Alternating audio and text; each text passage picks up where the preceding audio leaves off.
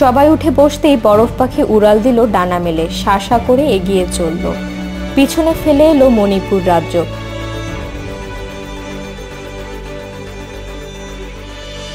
কিছুক্ষণ পর ওরা সমুদ্রের ওপারে পৌঁছলো। বরফ পাখি পিঠ থেকে নেমে বরফ পাখিকে বিদায় জানালো। তোমাকে অনেক অনেক ধন্যবাদ বরফ পাখি, আমাদের এত বড় একটা সহায়তা করার জন্য। আমরা তোমার কাছে চিরকৃতজ্ঞ। এভাবে বলো না, এটা তো আমার দায়িত্ব ছিল। তোমরাও তো নিজের শক্তি দিয়ে আমার ছানাকে বাঁচিয়েছ। বিদায় বন্ধুরা, ভালো থেকো। আর শোনো, যখনই কোনো বিপদে পড়বে আমাকে স্মরণ করবে, আমি চলে আসব, ঠিক আছে? অবশ্যই। এখন আমরা আসি, বিদায়।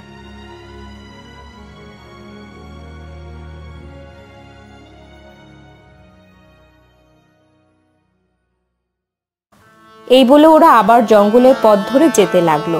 সূর্যাস্তের আগে যে করেই হোক ওদের পৌঁছাতে হবে নাগলোকে, না হলে সাইমনের পাথর হয়ে যাওয়া শরীর প্রাণ ফেরাতে পারবে না ওরা। আর আজ সূর্যাস্তের কিছুক্ষণ পর নাগমণিও প্রকট হবে, তাই ওরা যত দ্রুত সম্ভব পথ চলতে লাগলো।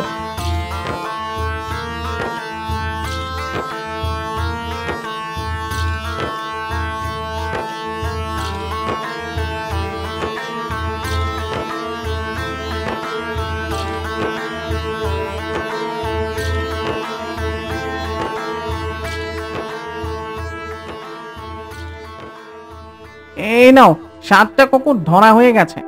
এবার আমাদের যেতে হবে গুরুমার কাছে। নিশ্চয়ই উনি খুব রেগে আছেন। সূর্যাস্ত তো হতে চললো। হ্যাঁ, চলো তাড়াতাড়ি চলো। এরপর কালো কাপড় পরা লোকগুলো কুকুরগুলোকে গাড়িতে তুলে রওনা দিল।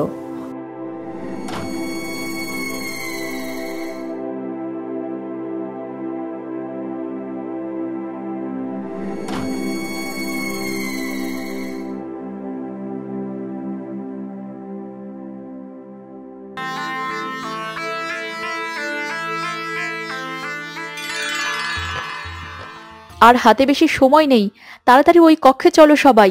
এই মুহূর্তে সাইমনের এই সঞ্জীবনী না খাওয়াতে পারলে ওর দেহ সারা জীবনের জন্য পাথর হয়ে থাকবে।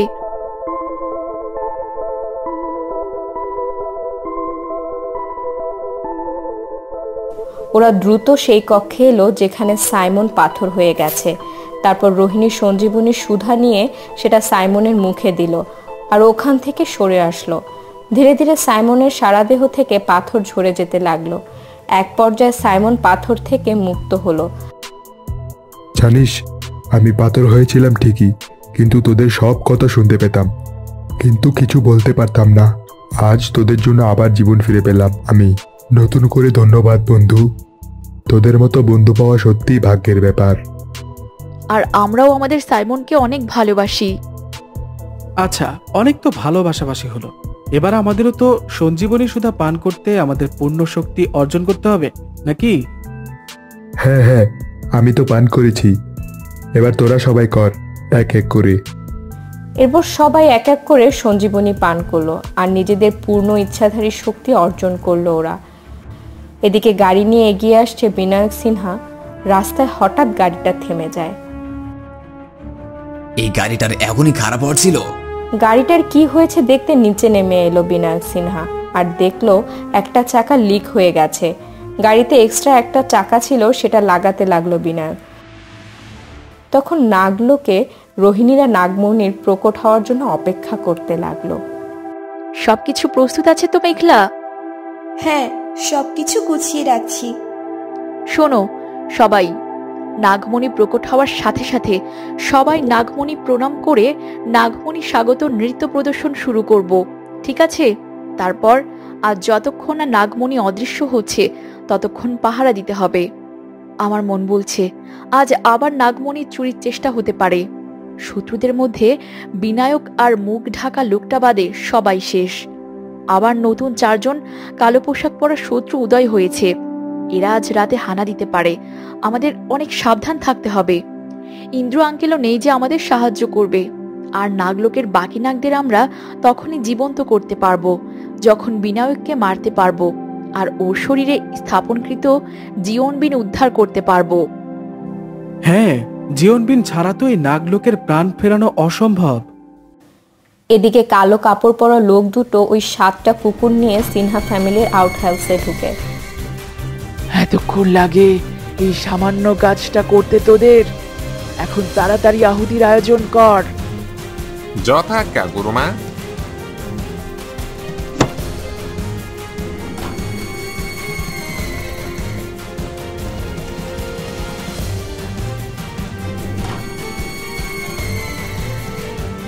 আয় আয় আয়। এক এক করে সব কুকুরের রক্ত আগুনে দেওয়া হলো। 7টা মরা কুকুরকে আগুনের চারিদিকে ফেলে রাখা হলো, আর সবাই মিলে সেই পিশাচী শক্তিকে আমন্ত্রণ জানাতে লাগলো। এদিকে বিনায়কের গাড়ি ঠিক হলে সে আবার এগোতে লাগলো। নাগমণি প্রকটের সময় হলো।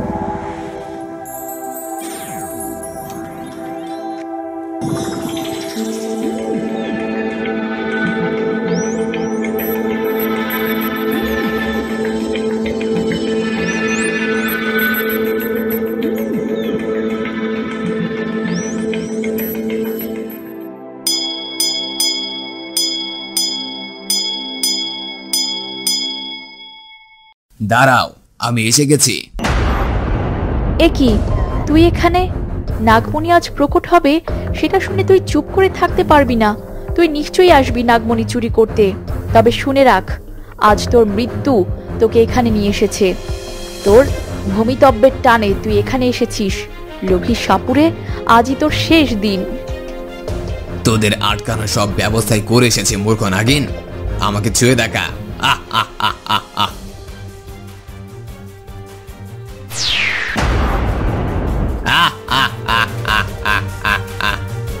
আজ তোদের আমার হাত থেকে কেউ বাঁচাতে পারবে না। নাগমণি তো আমার হবেই, সেই সাথে তোদেরও শেষ করে দেব।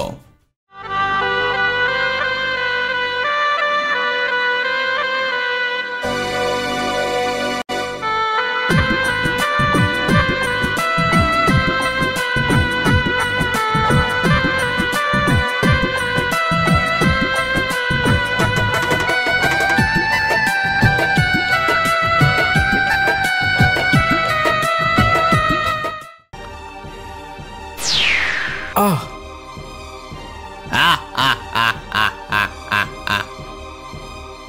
বিনায়ক ধীরে ধীরে নাগমণির দিকে এগিয়ে চলল। নাগমণির কাছে এলো। আমার এতদিনে আশা পূরণ হবে আজ। নাগমণি শুধু আমার হবে, আমার। তোরা আমার কিচ্ছু করতে পারবি না নাগিন। একবার নাগমণি পেলে আমি অমর হব, অমর। এই তোদের চোখের সামনে আমি নাগমণি নিচ্ছি। এই বলে নাগমণিতে হাত রাখতেই একটা ঝটকা খেয়ে দূরে পড়ে গেল বিনায়ক। আবার একবার উঠে গিয়ে নাগমণিতে হাত রাখবার চেষ্টা করলো, কিন্তু আবার সেই ঝটকা খেয়ে দূরে পড়ে গেল।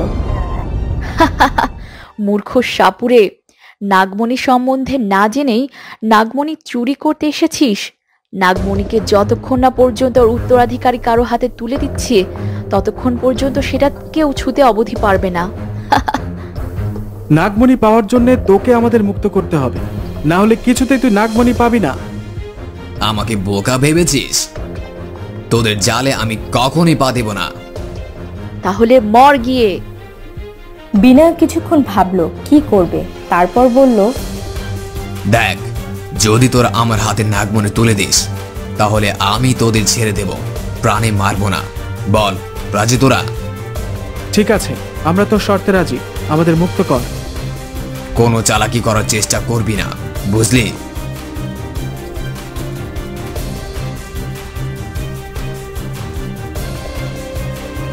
চল আমার সাথে, নাগমণি আমাকে উঠিয়ে দিবি।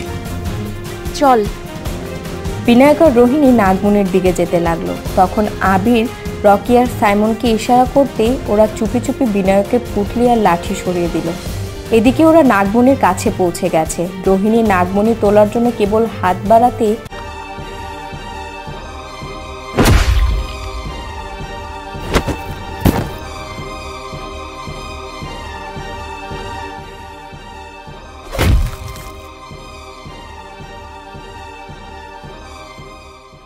কি তোমরা এগিয়ে আসছো কেন?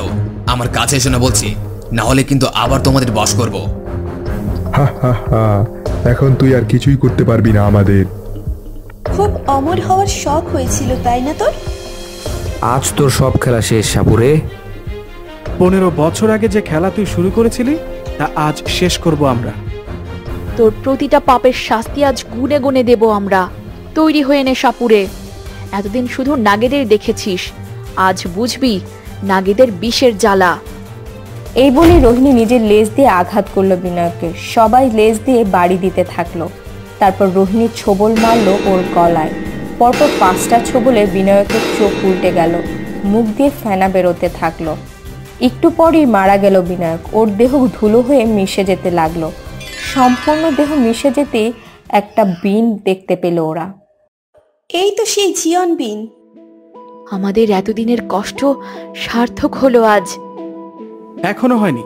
পঞ্চম খনিকে আমরা চিনতেই পারিনি, আর ওই কালো পোশাক পরা 4 জন লোকেরও কোনো পরিচয় বা উদ্দেশ্য আমরা জানতে পারিনি। সব হবে। আগে জীবন বিন দিয়ে বাকি নাগীদের জীবন ফেরাতে হবে, তারপর সব দেখা যাবে। হ্যাঁ চলো সবাই।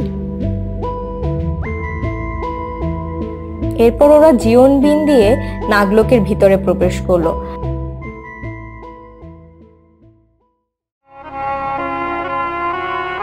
আর রোহিণী জীবন বিন বাজাতে লাগলো।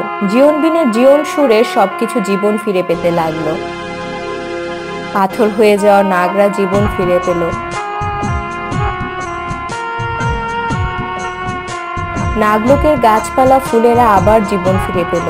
প্রাসাদ আবার নতুন করে সজ্জিত হলো। সিংহাসনে বসে রোহিণী, পাশে আছে আবির ও বাকিরা। তখনই হঠাৎ আবহাওয়া বদলে যেতে লাগলো। আকাশ কালো মেঘে ছেয়ে গেল। বিজলি চমকাতে লাগলো, বাজ পড়তে লাগলো। জোরে জোরে বাতাসের গতি অনেক বেড়ে গেল। তুফান শুরু হলো। এ কি, হঠাৎ এমন ভয়ঙ্কর ঝড় শুরু হলো কেন? বুঝতে পারছি না হঠাৎ আবহাওয়ার এমন বদলে যাওয়ার কারণ কি। আগে তো কখনো এমন দেখিনি। তখন সবাই আদিনাক আসলেন। তিনি এতদিন পাথর হয়েছিলেন। উনি বললেন, এই ঝড় সাধারণ কোনো ঝড় নয় নাগরানী, এ হলো পিশাচী ঝড়। কোনো পিশাচী শক্তি একে নিয়ন্ত্রণ করছে। আর এই ঝড় অন্য কোথাও হচ্ছে না, শুধু নাগলোকের উপরে হচ্ছে। এ থেকে নিশ্চিত বলা যায় যে কোনো পিশাচী শক্তি নাগলোকে আক্রমণ করেছে। সে অনেক শক্তিশালী নাগরানী। আপনি এই দুর্বল নাগদের বাঁচান। ওরা একটু আগে পাথর থেকে মুক্ত হলো। ওদের শরীরে বিন্দুমাত্র শক্তি নেই। আপনি চিন্তা করবেন না গুরুজি, আমি থাকতে এই নাগলোকের কোনো ক্ষতি হতে দেব না। আপনারা শুধু আমাকে কথা দিন, কেউ নাগলোকের বাইরে বেরোবেন না। ঠিক আছে নাগরানী। তুমি কি করতে চলেছো রোহিণী? আমাদের সবটা খুলে বলো, আমরা সবসময় তোমাদের পাশে আছি। শোনো সবাই, যেই আক্রমণ করুক না সে খুব শক্তিশালী। তাই আমি চাই না তারা নাগলোকে প্রবেশ করুক। আমরা নাগলোকের বাইরেই লড়াই করব। আমি সঞ্জীবনী সুধা দিয়ে নাগলোকের চারদিক বেঁধে দেব। কোনো অশুভ শক্তি যতই চেষ্টা করুক না কেন সে ভেতরে ঢুকতে পারবে না। আর আমরা নাগলোকের বাইরে গিয়ে ওদের সাথে লড়াই করব। তোমরা প্রস্তুত তো? হ্যাঁ আমরা প্রস্তুত। তখন রোহিণী ওর কথা মতো সঞ্জীবনী দিয়ে নাগলোক সুরক্ষিত করে দিল। আর সবাই নাগলোকের বাইরে এলো।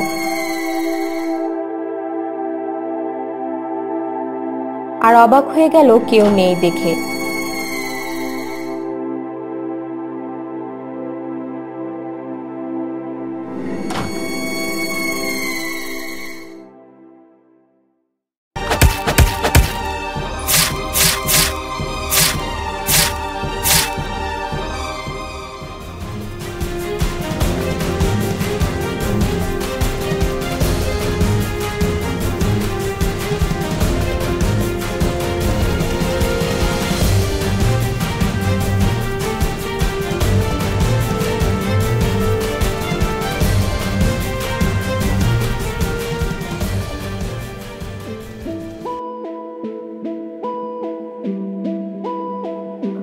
রোহিণীর চোখ ঝাপসা হতে হতে দেখতে পেল যে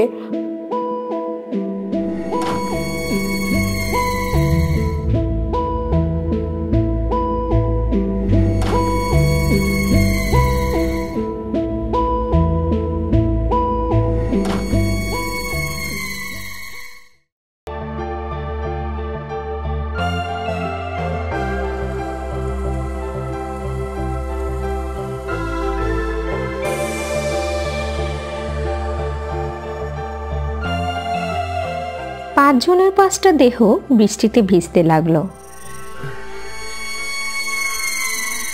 হঠাৎ রোহিণী চোখ খুলল আর দেখলো ওর সামনে বৃষ্টির পানিতে ভাসছে আবির, মেঘলা, সাইমন আর রকির প্রাণহীন দেহ। বৃষ্টির পানিগুলো লাল বর্ণ ধারণ করেছে। আকাশ এখন পরিষ্কার, কোনো কালো মেঘ নেই, তবে বিজলি এখনো চমকাচ্ছে। রোহিণী চোখ বন্ধ হতে হতে শুধু এটা বলল, ফিরে আসবো, অবশ্যই ফিরে আসবো এই খেলা শেষ করতে। আমার হাতেই শেষ হবে এই খেলা।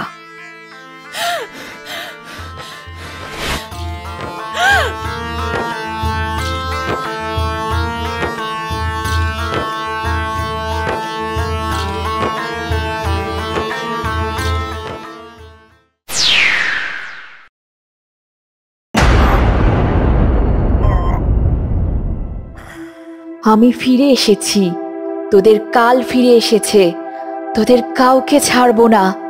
এক এক করে সব কটাকে শেষ করে দেব। আগের জন্মে যেই কাহিনী পূর্ণতা পায়নি তাই এই জন্মে পূর্ণতা পাবে, কারণ রোহিণী ফিরে এসেছে তার আপনজনদের সাথে হওয়া অন্যায়ের বদলা নিতে, নতুন রূপে, নতুন পরিচয়ে। শ্রাবণীর মুখে এই কথা শোনার পর সবাই জয়ধ্বনি দিতে থাকে। এবার বলুন নাগরানী, কারা এই খুনি? আপনি তো মৃত্যুর পূর্বে তাদের চেহারা দেখেছিলেন। কারা তারা? তারা আর কেউ নয় নাগগুরু, ওরা হলো রিহান, সিনহা আর ওর প্রেমিকা ঈশা, রিহানের পিসি যামিনী আর ওর স্বামী। যামিনী কোনো সাধারণ মানুষ ছিল না, ও পিশাচ সিদ্ধ, নানা তন্ত্র সাধনা করত। ওই সেদিন রিহান আর ঈশাকে মুক্ত করে আর্যের বাবাকে আঘাত করে গিয়েছিল। আমি ওদের ছাড়বো না নাগগুরু, প্রতিশোধ নিয়েই ছাড়বো, ভয়ঙ্কর শাস্তি দেব ওদেরকে। আর এই প্রতিশোধে আপনার সাথ দেবে আর্য। এই বলে নাগগুরু ওই ছেলেটার দিকে ইশারা করলো, যেই লাল নাগটা শ্রাবণীকে এখানে এনেছে। কিন্তু ও কে? ওর নাম আর্য। আপনার অনুপস্থিতিতে ও এই গোটা নাগ রাজ্য সামলেছে। ও এখন থেকে আপনার সেনাপতি। আপনার জন্য ও নিজের জীবন দিতেও প্রস্তুত। আমার জীবন চাই না, শুধু আমার সাথে থাকলেই হবে। আমাকে সব খবরাখবর জোগাড় করে দিলেই হবে। কি পারবে তো আর্য? যথাজ্ঞা নাগরানী। তুমি আমাকে নাগরানী বলবে না, তুমি আমার বন্ধু হয়ে থাকবে আর আমাকে আমার নাম ধরেই ডাকবে, তুমি করে বলবে, ঠিক আছে? কিন্তু কোনো কিন্তু না, যা বলছি তাই করবে। ঠিক আছে শ্রাবণী। শোনো, আমি যখন আমার অতীতের কথা জানতে পেরেছি, আমি আর এক মুহূর্ত দেরি করতে পারবো না। তুমি আজ রাতের মধ্যেই শত্রুদের বর্তমান ঠিকানা আর সমস্ত তথ্য জোগাড় করো। ঠিক আছে, আমি সব তথ্য এনে দেব তোমাকে কালকের মধ্যেই। আজ থেকে আমাদের নতুন পথ চলা। আমাকে সবার আগে আমার এই জন্মের বাবা মা আর ভাইকে সুরক্ষিত করতে হবে, ওদের একটা সেফ জায়গায় আনতে হবে। আমি জানি না ওরা আমার আসল পরিচয় জেনে কেমন রিয়্যাক্ট করবে। আমি অনেকক্ষণ হচ্ছে এসেছি ওদের না বলে, নিশ্চয়ই এতক্ষণে ওরা জেনে গেছে আমি বাড়িতে নেই। আমাকে এখন ফিরতে হবে। ঠিক আছে, তোমাকে পৌঁছে দিয়ে আসি বাড়ি পর্যন্ত। আরে না না, আমি যেতে পারবো, তোমাকে কষ্ট করে আর যেতে হবে না। তুমি আমাকে একটু আগেই বন্ধু বললে, আর এখন নিজেই পর করে দিচ্ছ। কি যে বলো না। ঠিক আছে, চলো। এরপর নাগগুরুর থেকে বিদায় নিয়ে ওরা শ্রাবণীর বাড়ির উদ্দেশ্যে রওনা হলো।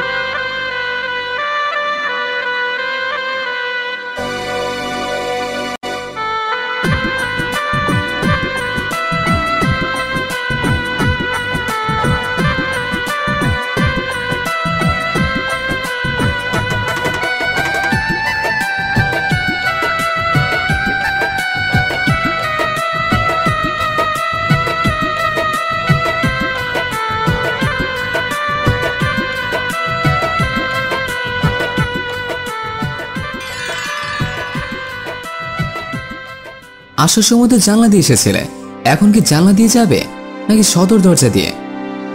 আমি অনেকক্ষণ আগে বেরিয়েছি, ঘরের দরজাও খোলা ছিল। এতক্ষণে নিশ্চয়ই মা ওই ঘরে গিয়েছে, আর আমি যে নেই সেটাও টের পেয়েছে। তাই জানালা দিয়ে গিয়ে কোনো লাভ নেই, আমি সদর দরজা দিয়েই যাব, কারণ আমি আমার আপনজনদের কাছ থেকে সত্যিটা লুকাতে চাই না। আমি আমার আসল পরিচয় ওদের জানাতে চাই আর্য। হ্যাঁ, আমার মনে হয় সত্যিটা এখন বলে দেওয়াই ভালো, কারণ একদিন না একদিন সত্যিটা ওনাদের সামনে আসবেই। সেদিন জানতে পারলে আরো বেশি কষ্ট পাবেন ওনারা। কেন তুমি ওদের সত্যিটা বলনি এটা জানতে চাইবে, তার চেয়ে বরং এখন সবটা জানিয়ে দেওয়াই ভালো। একদম। তুমি কি এখন নাগলোকে ফিরবে? এখন তোমার মা বাবার সামনে যাব না, তুমি ওনাদের সবটা বলো তারপর। আর আজ রাতের মধ্যেই শত্রুদের তথ্য জোগাড় করতে হবে, নাগরানীর আদেশ বলে কথা। সাবধানে যেও, আসি। তুমিও সাবধানে থেকো, আর কোনো প্রয়োজন পড়লে আমাকে মনে মনে স্মরণ করো, আমি চলে আসব। আর্য আবার ফিরে গেল নাগলোকের উদ্দেশ্যে।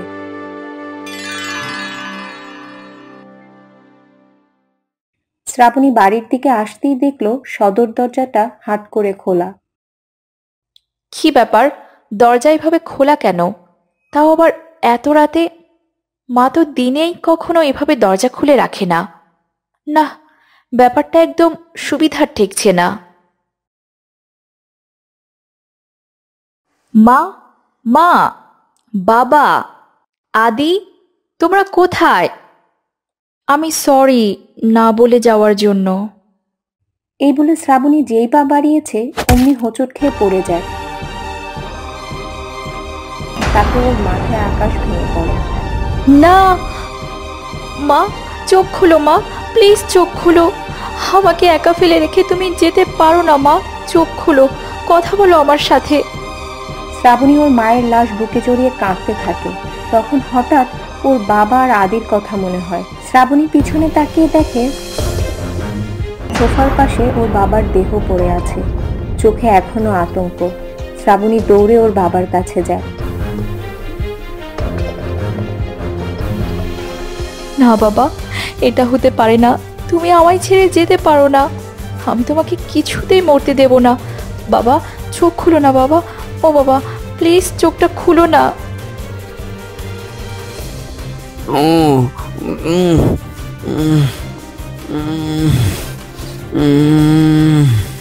দি, তুই কোথায় দি?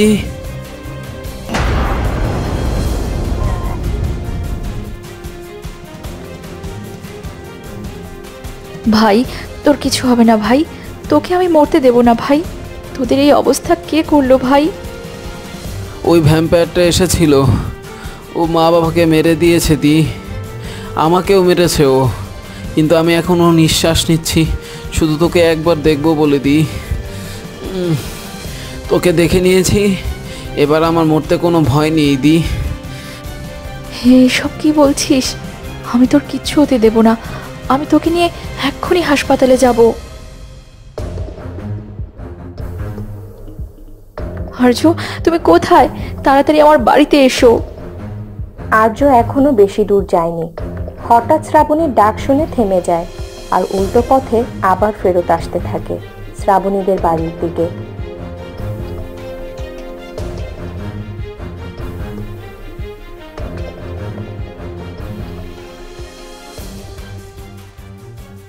আর্য অতি দ্রুত এসে পৌঁছায় শ্রাবণীর কাছে, আর এসেই এসব দেখে চমকে যায় ও। শ্রাবণী, এসব কি করে হলো? আমি তোমাকে সব পরে বলবো, এখন আমার হাতে সময় নেই। আমার ভাইয়ের এখনো জীবন আছে, ওকে বাঁচাতেই হবে। ওকে নিয়ে হাসপাতালে যেতে হবে শিগগিরই। না না, এখন হাসপাতালে গেলে হবে না, ওর অনেক প্রবলেম করবে। কি হয়েছে, কিভাবে হয়েছে, পুলিশ কেস এসব বলে বাহানা দিবে। এত সময় নেই এখন, নাগলোকে নিয়ে যেতে হবে। আমাদের বৈদ্যমশাই অনেক ভালো চিকিৎসক। যা ইচ্ছে করো, শুধু আমার ভাইকে বাঁচাও।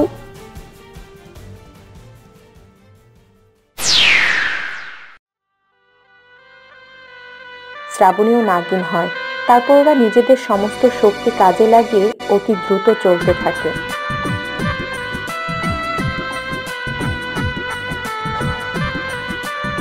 কিছুক্ষণ পরই ওরা নাগলোকে পৌঁছায়।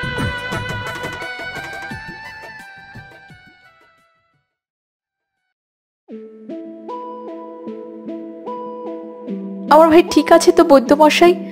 ওর কিছু হবে না তো? চিন্তা করবেন না নাগরানী, আপনার ভাই এখন বিপদমুক্ত। পুরোপুরি সুস্থ হতে অনেক সময় লাগবে, তবে ওনার প্রাণ সংশয় হবে না, এটা আমি নিশ্চিত করে বলতে পারি। জ্ঞান কবে ফিরবে এটা সৃষ্টিকর্তার হাতে। আজই ফিরতে পারে, আবার 1 মাস পরও ফিরতে পারে। জ্ঞান ফিরবেই, উনি সুস্থ হবেন এটা নিশ্চিত, কিন্তু কবে হবেন এটা অনিশ্চিত।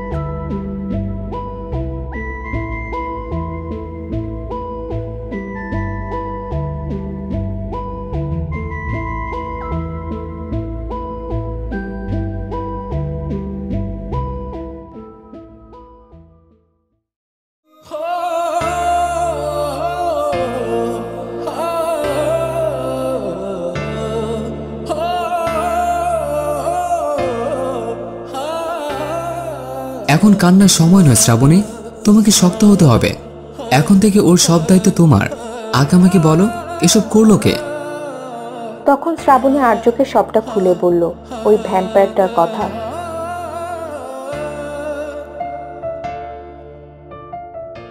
ওই হিংস্র জানোয়ারটাকে আমি ছাড়বো না। ওকে তো আমি খুঁজে বের করবই। আমার বাবা মাকে মেরেছে ও। আর এই জন্য তোমাকে শক্তির ব্যবহারের সাথে বুদ্ধিরও ব্যবহার করতে হবে। আমার কেন জানে না মনে হচ্ছে তোমার পুরনো শত্রুদের সাথে এই শত্রুরও যোগসূত্র আছে। শুধু তুমি আমার পাশে থেকো আর্য। আমি সবসময় তোমার সাথে আছি।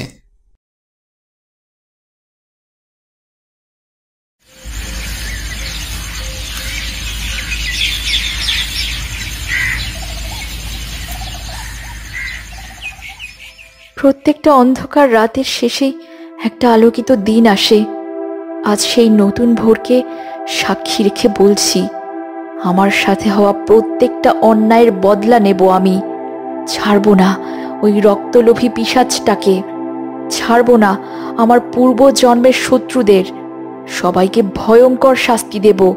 এই মৃত্যু খেলা তাদের হাতে শুরু হয়েছিল, কিন্তু শেষ হবে আমার হাতে, নাগরানী শ্রাবণীর হাতে। এই বলে শ্রাবণী প্রতিজ্ঞা করল। ওর চোখে এখন প্রতিশোধের আগুন জ্বলজ্বল করছে। তখন আর্য ওর পাশে এসে দাঁড়ালো। আর এই প্রতিশোধে তোমার পাশে থাকবো আমি। সমস্ত বিপদ থেকে রক্ষা করব তোমাকে। কোনো আজ আসতে দেব না তোমার উপর, কথা দিলাম।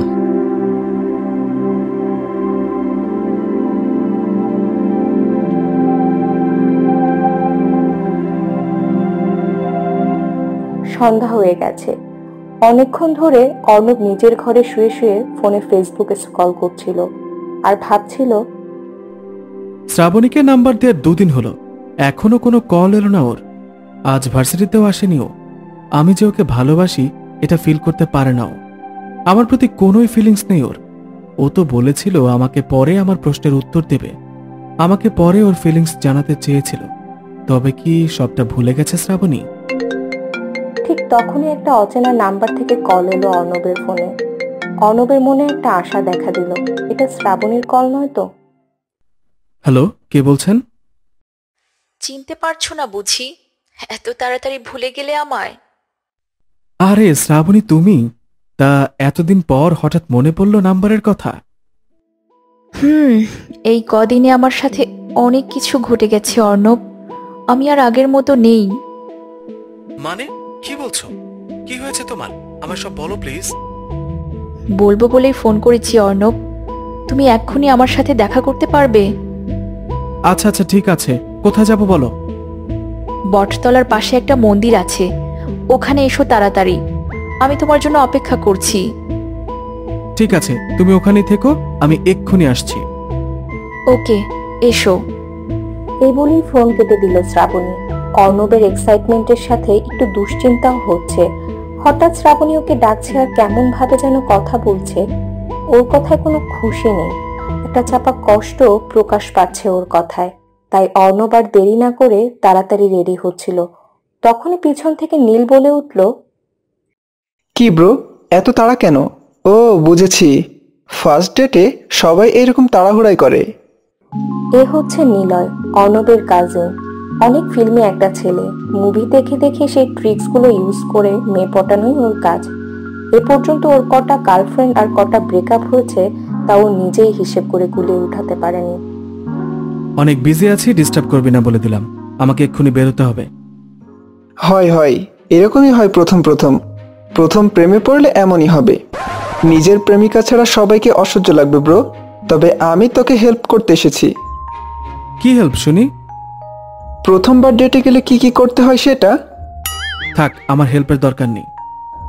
আরে ব্রো প্লিজ, এতদিন প্রেম করে কি লাভ হলো বল, যদি কাউকে এইসব বলে হেল্পই না করতে পারি। আচ্ছা, আমি যতক্ষণে রেডি হচ্ছি এর মধ্যে যদি বলতে পারিস তো বল। ওকে ব্রো, সবচেয়ে জরুরি একটা জিনিস সাথে নিতে ভুলবি না।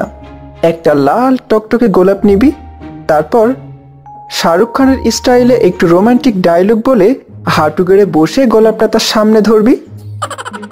নীল বলতে বলতে কখন যে অর্ণব বেরিয়ে গেছে ও খেয়ালই করেনি। ও বলেই যাচ্ছে সামনের দিকে হয়ে, তখন পিছন থেকে একটা হাত ওর পিঠে দুবার ধাক্কা দিল। আরে কে রে ডিস্টার্ব করছে? ব্রোকে একটু লাভ ট্রিক্স শেখাচ্ছি আর তার মাঝখানে এসে ডিস্টার্ব করছে। আরে ব্রো কোথায়? সে অনেকক্ষণ আগেই বেরিয়ে গেছে, তোর ফালতু ট্রিক্স ওর দরকার নেই। এ হলো সামাইরা, অর্ণবের একমাত্র বোন। কখন বেরিয়ে গেল টেরি পাইনি।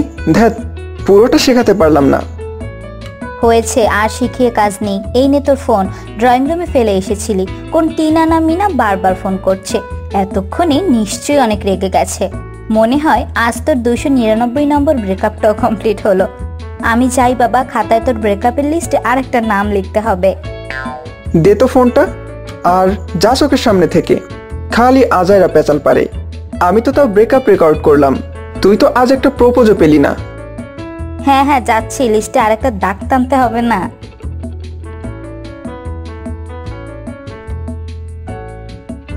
সরি জানু, ফোনটা রিসিভ করতে একটু দেরি হয়ে গেল। রাগ তোর জানু ফানু, আজকে শপিং মলে এলি না কেন? যা, তোর সাথে ব্রেকআপ।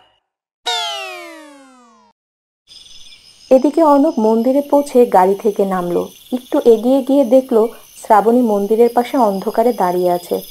অর্ণব ওখানে গিয়ে দাঁড়ালো। শ্রাবণী, আমি এসে গেছি।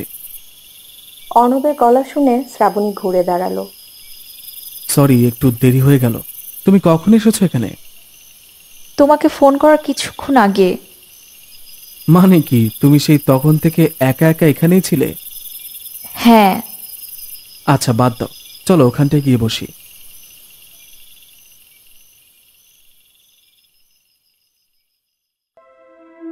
অর্ণব আর শ্রাবণী একটা গাছের গুড়ির উপর বসলো। কিছুক্ষণ দুজনে চুপচাপ বসে রইল। এরপর অর্ণবই শুরু করলো। বললে না তো কি হয়েছে? সব বলবো তোমায় অর্ণব, বলার জন্যই ডেকেছি। ঠিক আছে, অত ভাবতে হবে না, তুমি নিশ্চিন্তে সব বলতে পারো আমায়। রাত প্রায় 11টা বাজতে চলল, কিন্তু এখনো অর্ণব বাড়ি ফিরছে না বলে চিন্তা করছে অর্ণবের মা, মিসেস এশা সিনহা। আরে এত টেনশনের কি আছে মা? তুমি দা ভাইকে চেনো না? ও কি কখনো বাড়ির বাইরে রাত কাটিয়েছে তোমায় না বলে বলো? তুমি এক কাজ করো, একটা ফোন করো দা ভাইকে। ঠিক বলেছিস, দাঁড়া কল করছি।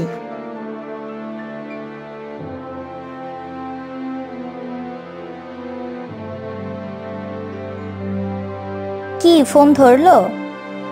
না, রিং হচ্ছে কিন্তু ধরছে না। ফোন ধরবে কিভাবে? ফোনটা সাথে নিয়ে গেলে তো ধরবে। এই দেখ, ফোন ঘরেই ফেলে গেছে তাড়াহুড়া করে। দেখছিস ছেলেটা আজকাল এত কেয়ারলেস হয়েছে। আমার বুঝি টেনশন হয় না? আরে তুমি টেনশন নিও না, ও হয়তো ভুলে ফোনটা রেখে গেছে। প্রথম প্রেমে পড়লে যা হয় আর কি। মানে? আবার শুরু হয়ে গেল তোর বাজে বকুনি। মা তুমি ওর কথায় কান দিও না তো, আজে বাজে বকে সারাদিন। আমি তো বাজাই বকি। ওই দেখো বেল বাজালো, নিশ্চয়ই দা ভাই এসেছে। যা গিয়ে দরজাটা খোল। যাচ্ছি।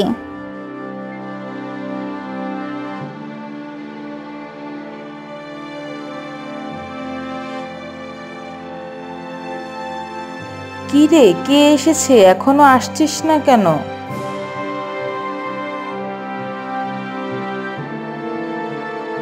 আর দরজার দিকে দেখতেই আশ্চর্য হয়ে গেলেন। হ্যাঁ, অর্ণব ফিরেছে। তবে এ কেমন সাজর, পরনে শেরওয়ানি, গলায় মালা, মাথায় পাগড়ি, পাশে একটা মেয়ে মাথায় ঘোমটা, লাল লেহেঙ্গা, গলায় মালা, দরজার সামনে দাঁড়িয়ে আছে। দরজা খুলে দিয়ে সামাইরা হা করে তাকিয়ে আছে। মিসেস এশা অবাক হয়ে গেলেন। এরকম সাজ কেন অর্ণবের? মিসেস সিনহা হতভম্বের মতো হা করে তাকিয়ে আছেন। হয়তো নিজের চোখকে বিশ্বাস করতে পারছেন না তিনি। নিলয় এই ফাঁকে দৌড়ে গিয়ে অর্ণবের বাবা ওর পিপিমা সহ বাড়ির সবাইকে ডেকে আনলেন। কি হয়েছে এশা? শুনলাম অর্ণব নাকি একটা মেয়েকে নিয়ে এসেছে, তাও আবার বিয়ের সাজে। তখন মিসেস এশা দরজার দিকে ইশারা করলেন। রিহান সিনহা অর্ণবের দিকে রাগী চোখে তাকিয়ে আছে। নিজের মা বাবার থেকেও অর্ণবকে বেশি ভালোবাসে, বেশি আদর দিয়ে থাকে অর্ণবের পিপিমা যামিনী। অর্ণবের চুপচাপ দাঁড়িয়ে থাকা দেখে যামিনী অর্ণবের কাছে গেল। তারপর বলল, অর্ণব, তুই কি সত্যি এই মেয়েটাকে বিয়ে করে নিচ্ছিস বাবা? বললে না তো, কি হয়েছে? সব বলবো তোমায় অর্ণব, বলার জন্যই ডেকেছি। ঠিক আছে, অত ভাবতে হবে না, তুমি নিশ্চিন্তে সব বলতে পারো আমায়। শ্রাবণী ওর মা বাবা কিভাবে মারা গেল সবটা খুলে বলল অর্ণবকে।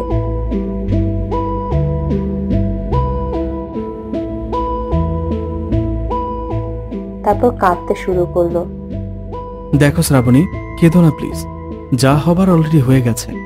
তুমি এখন এভাবে কান্নাকাটি করলে তো আঙ্কেল আন্টি ফিরে আসবে না, বরং ওনারা আরো বেশি কষ্ট পাবে। তুমি কি চাও ওনারা মরে গিয়েও কষ্ট পাক? বলো, তাই কান্নাটা বন্ধ করো প্লিজ। বলেই অর্ণব শ্রাবণীর চোখের জল মুছে দিল।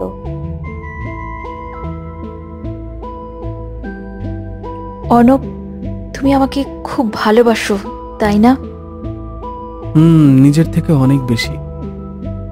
তুমি আমার জন্য সব করতে পারবে?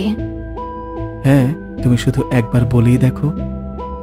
ঠিক আছে, আজ, এখনই, এই মুহূর্তে, এই মন্দিরে তুমি আমাকে বিয়ে করতে পারবে?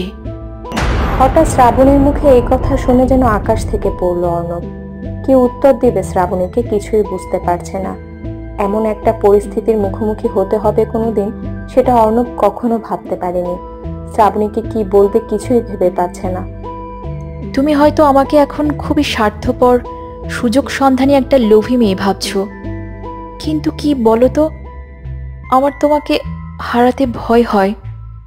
নিজের মা বাবা, পরিবার, আপনজন ছাড়া যুবতী একটা মেয়ে একটা একা কিভাবে জীবন কাটাবে বলতে পারো, যখন চারদিকে এত মানুষরূপী হিংস্র পশুরা ঘুরে বেড়াচ্ছে তাকে ছিঁড়ে খাওয়ার জন্য। জানো কেন আমি এখানে সেই সন্ধ্যা থেকে বসে আছি?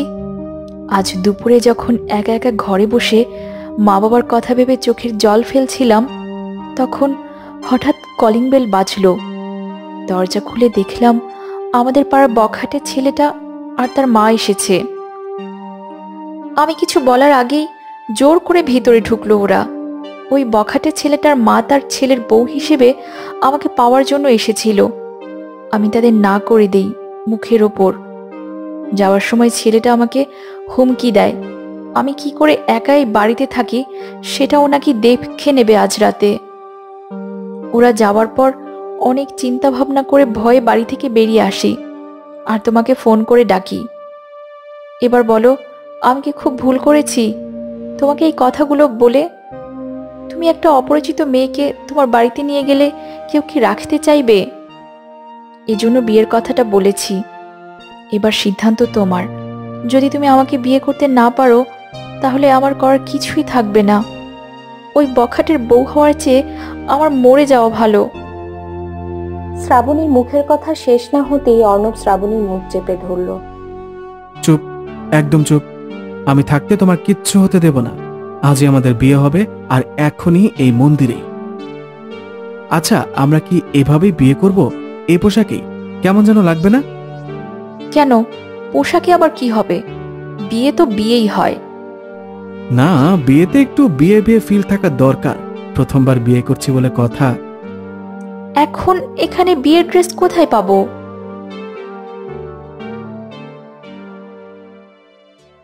এই যে এখানে আমার কাছে পাবেন। ভাইরে ভাই, কে তুমি? আর আমাদের এসব লাগবে তুমি বুঝলে কিভাবে? তুমি কি মন্দিরে মন্দিরে বিয়ের ড্রেস বিক্রি করে বেড়াও? না ব্রো, এগুলো আমাদের বিয়ের ড্রেস। আজ এই মন্দিরে আমার আর আমার গার্লফ্রেন্ডের বিয়ের কথা। আমি তো বিয়ের আয়োজন করে সে কখন থেকে অপেক্ষা করছে, কিন্তু সে আর এলোই না। হ্যাঁ, আমিও এনাকে অনেকক্ষণ ধরে এখানে ঘুরঘুর করতে দেখছি যখন থেকে এসেছি। বিয়ের মণ্ডপ থেকে এখানে পালিয়ে আসার কথা ছিল, কিন্তু পালাবার আগ মুহূর্তে যখন জানতে পারলো ছেলে আমার থেকেও হ্যান্ডসাম আর বড় লোক, তাই আর এলো না। ওর সাথে বিয়ে করে সেলফি তুলে ফেসবুকে আমাকে ট্যাগ করে জানালো এক্ষণে। আমিও মনের দুঃখে হাহা দিয়ে ব্লক করে কেবল বাড়ি ফিরছে। তখন আপনাদের কথাগুলো কানে এলো, তাই ভাবলাম এগুলো দিয়ে আর কি হবে যদি আপনাদের কাজ লাগে। তোমার সাথে তো খুব খারাপ হলো, কিন্তু আমাদের জন্য ভালোই হলো। বিয়ের কোনো আয়োজনই করতে হলো না।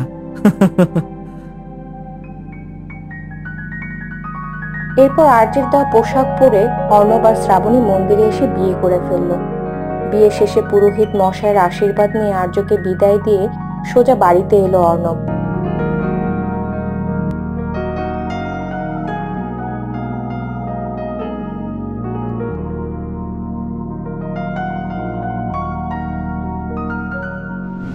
আর এখন দরজার সবার সামনে দাঁড়িয়ে এই কথাগুলো কিছুটা কেটে বাদ দিয়ে ছাঁটাই করে অর্ণব ওর পিপিমা যামিনীকে বলল। তারপর যামিনী অর্ণবের বাবার কাছে এলো আর ওর বাবাকে বুঝিয়ে মানিয়ে নিল ওদের বিয়ে। মিসেস এশা বরণ করে ঘরে তুললেন ছেলে আর ছেলের বউকে। যেহেতু বিয়েটা সবার অনুপস্থিতিতে হয়েছে, তাই আমি চাই বৌভাতে একটা বড় পার্টি দিতে। আমার ছেলের বিয়ে আর লোকজন জানবে না তা কখন হয়, তাই আগামীকাল পার্টি। সামাইরা, তুই নতুন বউকে অর্ণবের ঘরে নিয়ে যা। ও অনেক ক্লান্ত, ওর বিশ্রাম প্রয়োজন। আর অর্ণব, তুই আজকে নিলয়ের ঘরে শুবি। কি হলো পিপিমা? আমি ওর ঘরে থাকবো কেন? আমার নিজের ঘর থাকতে। কারণ আজ কাল রাত্রি বড় বউয়ের মুখ দেখতে নেই। তোকে যা বলছি তাই কর। দেখ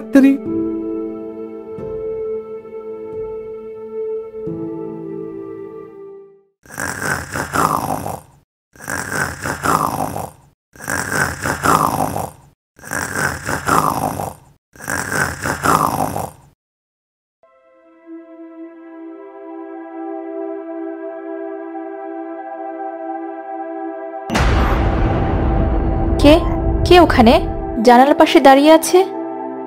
কোনো জবাব এলো না। শ্রাবণী বিছানা থেকে উঠে জানালার দিকে এগিয়ে এলো। জানালাটা খুলতেই, আরে তুমি! আমি ভাবলাম কি নাকি। এসো, ভেতরে এসো। আমি কালকের ব্যাপার কথা বলার ছিল। থ্যাংক ইউ মন্দিরে সঠিক সময়ে আসার জন্য। এতে থ্যাঙ্কসের কি আছে? এটা আমার দায়িত্বের মধ্যে পড়ে, তাই না নাগরানী শ্রাবণী? আমার একমাত্র সেনাপতি বলে কথা। তারপর শ্বশুরবাড়ি কেমন লাগছে? অর্ণব সামলে নিয়েছে, আর কোনো প্রবলেম নেই। সবাই মেনে নিয়েছে। আগামীকাল বৌভাত আর রাতে পার্টি, অনেক লোকজন আসবে। আর কাল জয়বীর চোপড়াও আসছে মালয়েশিয়া থেকে, অর্ণবের বউ মানে আমাকে দেখতে। ওয়েট, এই জয়বীর চোপড়াকে? জয়বীর চোপড়া অর্ণবের পিপিমা, ওই যামিনীর হাজবেন্ড। ওই 4 জন খুনির মধ্যে একজন আমাদের ফার্স্ট টার্গেট। আর আমি চাই কাল পার্টিতে কিছু একটা করতে চাই। অনেক ধরনের লোকজন থাকবে, ফলে আমাদের কেউ সন্দেহ করতে পারবে না। ও, তাহলে আমাদের প্রতিশোধের প্রথম পদক্ষেপ কাল রাতেই? হ্যাঁ, আর তোমার কাজ কাল সকাল থেকেই শুরু। যেমন? কাল শুধু জয়বীর চোপড়াই আসছে না, সাথে ওর ছেলে মানে যামিনীর একমাত্র ছেলেও আসছে, যে এতদিন পড়াশোনার জন্য বাবার সাথে মালয়েশিয়া ছিল। তাহলে আমায় কি করতে হবে? খুব ছোট্ট একটা কাজ। এয়ারপোর্টে ফ্লাইট থেকে নামবে জয়বীর আর তার ছেলে সাহিল চোপড়া, কিন্তু এয়ারপোর্ট থেকে এই বাড়িতে আসবে জয়বীর আর তুমি। মানে কাল সকালেই তোমার এই বাড়িতে পাকাপাকিভাবে থাকার ব্যবস্থা হচ্ছে। আসলে তোমার আর আমার এখন এই বাড়িতে একসাথে থাকা প্রয়োজন, শত্রুদের ওপর 24 ঘন্টা নজর রাখার জন্য। এটা আমাদের করতেই হবে। পারবে তো? You don't sorry, just wait and watch. কাল থেকে এই সিনহা বারের ইতিহাস লিখবো আমরা। জ্বালিয়ে পুড়িয়ে সব ছাড়খাড় করে দেব, কারণ এটা হলো শত্রু শত্রু খেলা। আমার মনে হয় এখন আমার যাওয়া উচিত। ভোর প্রায় হতে চলল, সব ব্যবস্থা করতে হবে কালকের জন্য। আর তুমিও রেস্ট নাও, যুদ্ধের জন্য তৈরি হতে হবে। আমি এখন আসি। যাও, কাল সকালে দেখা হচ্ছে। আর শোনো, সাবধানে যেও। হ্যাঁ। আর্য নাগ হয়ে জানালা দিয়ে বেরিয়ে গেল। শ্রাবণী শুয়ে পড়ল। ভোর প্রায় হয়েই এসেছে, তবুও শ্রাবণী একটু ঘুমাবার চেষ্টা করলো। এদিকে আর্য দেয়াল বেয়ে নেমে এলো।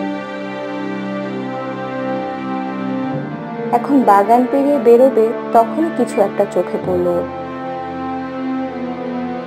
একটা কালো কোট পরা লোক এদিক ওদিক ভালো করে দেখে বাড়ির পিছনের গেট দিয়ে বাড়িতে ঢুকলো। ব্যাপারটা তো ঠিক লাগলো না। কে এই লোকটা পেছনের গেট দিয়ে বাড়িতে ঢুকলো?